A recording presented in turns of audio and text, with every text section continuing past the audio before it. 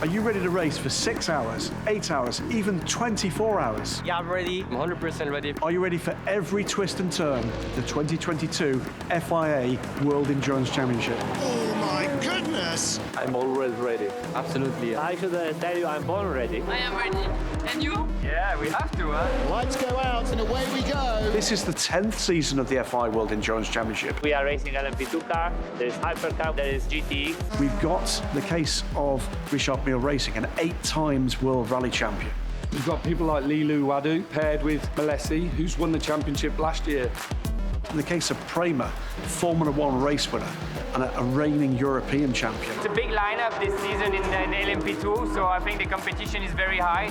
Goodyear is supplying our tires, which I think they are very good endurance racing tire. The most important thing is your tyres. You've got to think that the surface area of the tyre is bigger than my 2 hands. And these cars are doing 340 kilometers an hour.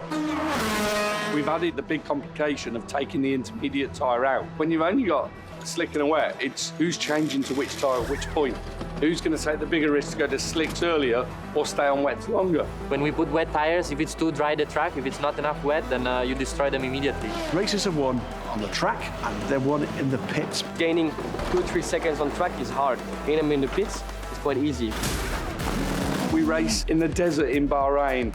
We're at Spa in the snow. And then Le Mans, it's the day, it's the night, the same tyres deal with all of that. The weather you can face is changing every time. In Le Mans, it is normally dry and wet. A World Championship's a global endeavour, and when you're a key supplier like Goodyear, you've got to be ramped up to effectively moving a factory with you to every venue we go to. So you've got to think about all the logistics that goes into moving 5,000 or 6,000 tyres all the way around the world to Japan, to Bahrain, and then to Le Mans 24 hours. It's a real challenge.